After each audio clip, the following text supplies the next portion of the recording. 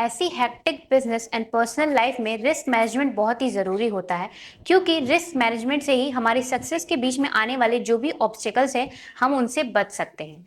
हम फ्यूचर के जो भी रिस्क है उनको ख़त्म तो नहीं कर सकते, बट उनके इम्पैक्ट को कम कर सकते हैं रिस्क को मैनेज करके। रिस्क मैनेजमेंट से चाहे वो ऑर्गेनाइजेशन हो या कोई इंडिविजुअल हो, उन्हें ये पता चलता है कि वो एट अ सर्टेन स्टेज पे कितना रिस्क बियर कर सकते हैं। तो रिस्क को कैसे मैनेज करना चाहिए उसे जानने के लिए आइए हम खोलते हैं हमारी रिस्क मैनेजमेंट की काम की किताब के 10 पन्ने। तो हमारा पहला पन्ना है फाइंडिंग बैड थिंग्स। इसका मतलब है कि आप ऐसी चीजों के बारे में रिसर्च करिए जो कि आपके ऑर्गेनाइजेशन के गोल के लिए मुश्किल हो सकती है। मतलब ऐसी चीजों के बारे में रिसर्च करिए जो आगे चल के प्रॉब्लम क्रिएट कर सकती है।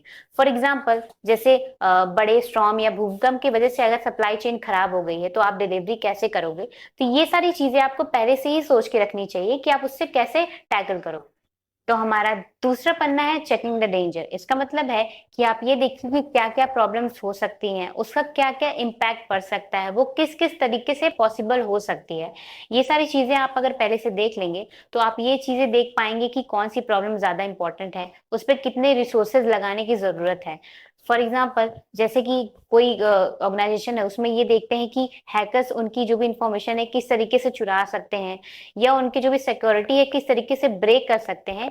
ये सारी चीजें वो पहले से ही सोच लेते हैं और उसका सॉल्यूशन निकाल के रख। तो हमारा तीसरा पन्ना है स्टॉपिंग द बैड थिंग्स। इसका मतलब है कि जो भी प्रॉब्लम्स हैं उसको रोकने के लिए या उसको कम करने के लिए प्लानिंग करिए।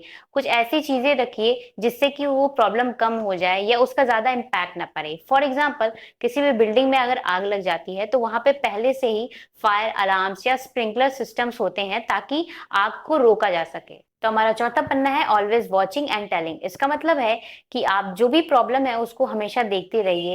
ये देखिए कि आपने जो भी प्लानिंग की है उसका उससे सॉल्यूशन निकल रहा है या नहीं, या जो भी चीजें हैं उसको इम्पोर्टेंट लोगों से रिपोर्ट करिए, उनसे इंफॉर्मेशन शेयर करिए ताकि उस प्रॉब्लम का अच्छा सॉल्यूशन निकल पाए।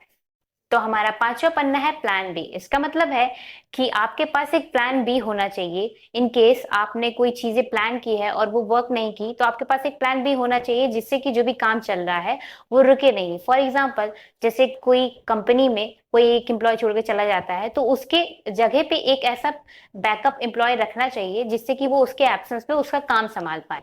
तो हमारा छठवां पन्ना है टॉकिंग अबाउट द प्रॉब्लम। इसका मतलब है कि जो भी रिस्क हो सकते हैं आप उसको, जो भी आपके पार्टनर्स हैं या क्लाइंट्स हैं या जो भी आपके कलीग्स हैं, उनसे शेयर करिए, उनसे सॉल्यूशंस लीजिए और ये इंश्योर करिए कि सबको जो रिस्क है वो चीजें समझ में आ गई हैं। फॉर एग्जाम्पल, आप रेगुलर के ट्रेनिंग सेशंस ले सकते हैं और उनका जो भी रिस्क है उस पे कैसे उसको हैंडल करना है ये सारी चीजें आप उन्हें बता सकते हैं। तो हमारा सातवां पन्ना है फॉलोइंग द रूल्स। इसका मतलब है कि ऑर्गेनाइजेशन के जो भी रूल्स हैं या लॉ है, रेगुलेशंस हैं, इंडस्ट्री के जो भी स्टैंडर्ड्स हैं रिस्क मैनेजमेंट से रिलेटेड, आप उसको ध्यान में रखिए। ये देखिए कि जब भी आप रिस्क का सॉल्यूशन निकाल रहे हैं तो आप कोई भी ऑर्गेनाइजेशन का जो भी रूल है उसको मत तोड़िए। इससे क्या होता है कि आप कानूनी जो भी चीजें हैं उससे बच सकते हैं और आपकी इमेज भी नहीं खराब हो। तो हमारा आठवां पन्ना है एवरीवन वर्क्स टुगेदर। इसका मतलब है एक ऐसा इन्वायरमेंट बनाइए जिसमें लोग जो भी रिस्क हैं उसको समझ पाएं और उससे रिलेटेड उनकी जो भी रिस्पॉन्सिबिलिटीज है उसको अच्छे से हैंडल कर पाएं। इन केस वो कोई रिस्क आइडेंटिफाई करते हैं तो उसको बताएं और उसका प्रॉब्लम का सॉल्यूशन निकालें।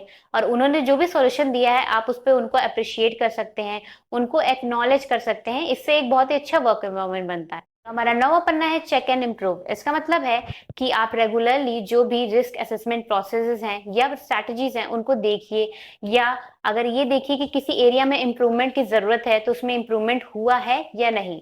तो हमारा 10वां और आखिरी पन्ना है ऑलवेज गेटिंग बेटर। इसका मतलब है कि आप ये देखिए कि आपने जो भी प्रीवियस के जो भी एक्सपीरियंसेस हैं, आपने जो भी रिस्क मैनेज किए हैं उसके उससे आपके अंदर कोई इम्प्रूवमेंट आया है कि नहीं, या आप इन केस फ्यूचर में भी कोई ऐसे रिस्क आते हैं तो आप उसको किस तरीके से हैंडल कर सकते हैं। ये सारी चीजें आपके अंदर इम्प्रूवमेंट हुई है या नहीं।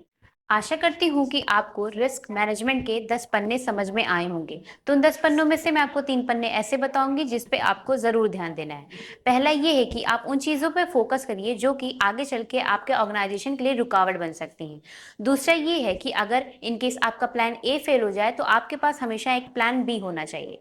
और तीसरा ये है कि इंडस्ट्री के जो भी रूल्स एंड रेगुलेशंस हैं, जो भी स्टैंडर्ड्स हैं, आप उनको फॉलो करिए ताकि आप किसी लीगल इश्यू में ना फंसे। अगर आपको हमारा वीडियो अच्छा लगा हो तो वीडियो को लाइक करिए, शेयर करिए और चैनल को सब्सक्राइब करिए।